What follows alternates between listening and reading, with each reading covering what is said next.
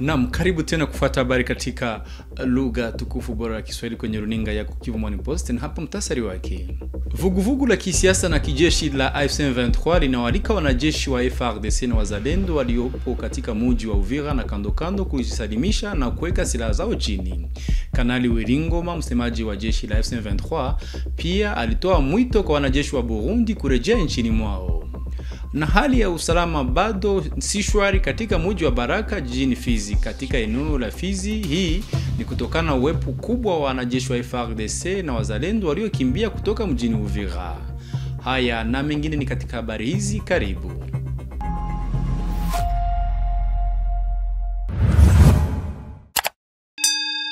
Na vuguvugu la kisiasa na kijeshi la M23 linawataka wanajeshi la FARDC na wazalendo waliopo Uvira kujisalimisha na kuweka silaha zao chini.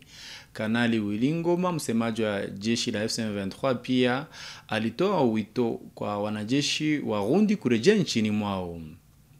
Siku moja baada ya jiji hiyo kuanguka, Kanali Wiringoma alisema kuwa hali imerejea kuwa shwari na thibitisha lengo la M23 ya kutoa usalama wa kudumu kwa wakaaji.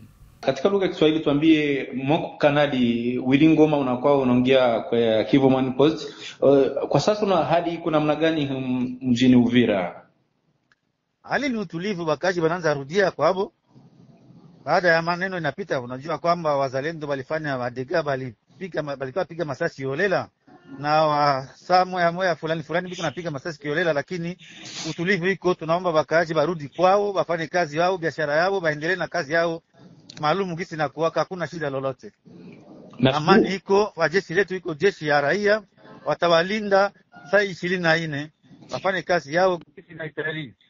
Na kuna wakati tunajua Uvira kulikuwa wazalendo wengi na FARDC wengine wanaofia marepresai. Una uhakikisho gani mnapatia hao wanajeshi na mnawaambia nini? Wasalimisha silaha, wacha silaha chini. Hawana nguvu ya kupigana na jeshi letu. Hawana hiyo nguvu, hawana hiyo uwezo. Kupigana na sisi ni ujinga peke yake, watatatiza raia kwa bure.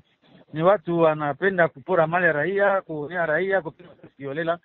Bakia silaha chini, bakuwe tuwafundishe, bakuwe kabisa na maana juu ya familia hapo, bakuwe na maana juu ya nchi ya Kongo. Tubadilishe maneno ndani ya nchi ya Kongo, tutafuta amani, yote waishi ndani ya upendo bila ubaguzi, maneno ya kabila tutupe mbali, tupendane, tujenge nchi, tufanye nchi iendelee kabisa, maendeleo iwe ndani ya nchi yetu. Baacha ile ujinga yabo ya kutetea hiyo government ya Bwana Tshisekedi ambao itashindwa na vitu yoyote. Na kwa wale ambao wanapenda kujiripoti, waende wapi, wafike wapi? Namba itakuwa saa kidogo, namba itakuwa chama itatoa namba ambao wataita ili kabisa bakuwe kabisa tutumike kazi pamoja. Na hao wanajeshi wa Burundi ambao wanakuwa Uvira na katika milimani ya huko Haut Plateau, mnawaambia nini nyinyi AFC M23? Wale wajeshi wachashinda vita, wachache la chini. Hiyo sio nchi yao, sio tunatetea haki zetu. Hao wiko na shida kwao, nchi yao waende nchi yao. Wachache la chini, bakuje tutawapatia na nchi yao, watarudi na nchi yao. Wasiogope kitu lolote, tuko hapa, baikuye, wachache la chini. Tabasinikiza bataenda na nchi yao bila tatizo lolote. Kanali Wiringoma, Kivu Morning Post na kushukuru. Na viongozi wa nchi ya Burundi wamefunga mpaka unaounganisha Uvira na Bujumbura, ikiwa ni pamoja na kivuko cha Kavimvira Gatumba. Hii ni kufuatia M23 kuteka mji wa Uvira. Mengi zaidi. Baada ya kuanguka kwa Uvira, AFC M23 yashutumu wanajeshi wa Burundi kwa mashambulizi mapya. Siku moja baada ya kutekwa kwa jiji la Uvira na AFC M23, mvutano unaendelea kupanda katika nyanda za juu za Kivu Kusini. Katika taarifa iliyotoa Alhamisi kwenye mtandao wa X ama Twitter, msemaji wa kundi hilo Laurence Kanyuka ameshutumu baadhi ya majeshi wa Burundi kuanzisha upya mashambulizi hidi za raia katika eneo la Minembwe, wakilenga hasa jamii za Watusi Banyamulenge. Kwa majibu ya Kanyuka, sehemu ya wanajeshi wa Burundi waliotumwa hivi karibuni katika bonde la Ruzizi walirudi kwao baada ya Uvira kuanguka, huku wengine wakijivicha katika nyanda za juu. Anadai kuwa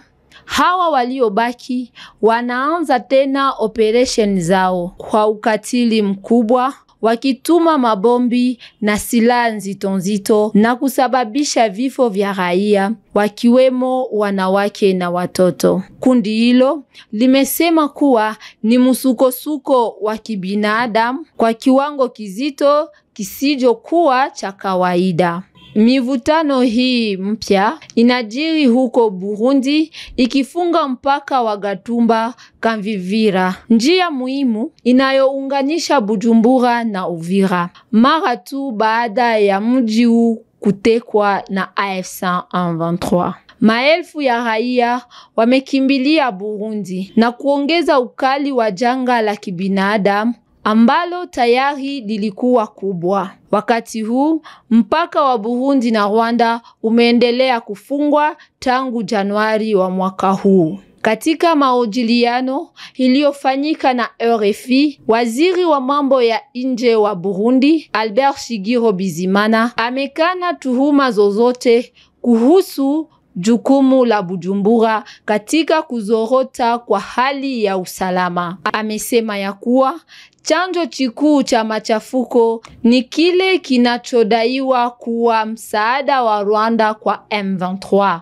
Waziri huyo amesisitiza kwamba kuanguka kwa Uvira kunaifaa Bujumbura kuwa katika hatari ya moja kwa moja na kwamba Burundi haijatoa uwezekano wowote inapokuja swala la kulinda usalama wa taifa. Pia ametoa wito kwa rais wa zamani wa Marekani Donald Trump kutumia ushawishi wake wa kusindikiza Paul Kagame ili Kigali iheshimu makubaliano ya kikanda. Tukibaki tu kwa habari ya siasa na kijeshi, msemaji wa M23 Lawrence Kanyuka anawashutumu wanajeshi wa Burundi kufanya mashambulizi tena zidi ya raia katika eneo la Minembwe, hasa yakilenga jamii ya Watutsi wa Nyamulenge.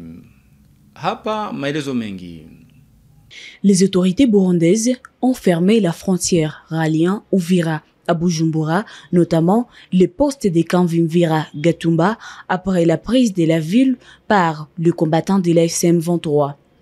Depuis mercredi 10 décembre 2025, l'accès depuis le Burundi vers la RDC est fortement restreint. Quelques habitants congolais tentent toutefois de quitter Uvira pour se réfugier au Burundi. Le poste frontalier de Vugizo vers Kiliba, également sous contrôle de la M23, est fermé côté Burundi. Burundi et RDC accusent les Rwandais de violer l'accord de paix signé à Washington, accusation rejetée par le ministre rwandais des Affaires étrangères, Olivier Nduhungirehe. Par ailleurs, le port de Kalindou, longtemps considéré comme le deuxième port international du pays, ralliant Uvira au Burundi, à la Zambie et à la Tanzanie, est inopérationnel depuis sa prise par le combattant de la M23. Na hali ya wasiwasi ilionekana katika mji wa Uvira kutokana na kuwepo wa idadi kubwa ya wanajeshi wa FARDC na wazalendo waliokimbia kutoka mji wa Uvira kisha kutekwa kwa mji huu na M23 hii Alhamisi, jambo linalozusha hofu miongoni mwa wakaji, kama asema Akwa Flaming, mojawapo wa wanamemba wa shirika la raia ya Baraka. Hali iko tulivu hata kama wanajeshi wengi wa kizalendo ambao walikuwa kwenye front pale walikwenda kuwasili hapa tangu jana usiku. Lakini kwa sasa waraia wengi hawakuwa wanazoea uwepo wa wanajeshi wengi katika jiji ya Baraka. Ile ilikwenda kuleta hali ya oga kidogo katika population yetu, na kwa sasa hali ni swali, hata kama mvula inakwenda kuwa mingi na watu wanafanya kazi yao hata kama na boga, kwani bunduki zinatembea sana katika jiji la Baraka. Hali ya ekaeka iko kweli, kwa sababu wanajeshi ni wengi, wazalendo ni wengi na wanajeshi wa FARDC ni wengi. Tofauti na hapo awali, wananchi hapa population inazoea kuwa na wanajeshi wao selon l'effectif prévu, na kwa sasa banaona effectif inakwenda kuongezeka. Kwa hiyo ile hali ya ekaeka ni nyingi sana. Kuna pamoja na wafanyabiashara wanakwenda kuhamisha biashara vyao juu ya ile hali kabisa, inaleta usitofahamu katika raia. Ile ni kweli, unajua wakaji wote hawana roho moja, wengi wanakimbilia katika nchi jirani kama vile Bujumbura, na wengine wanakwenda maporini. Ile ni kweli kabisa.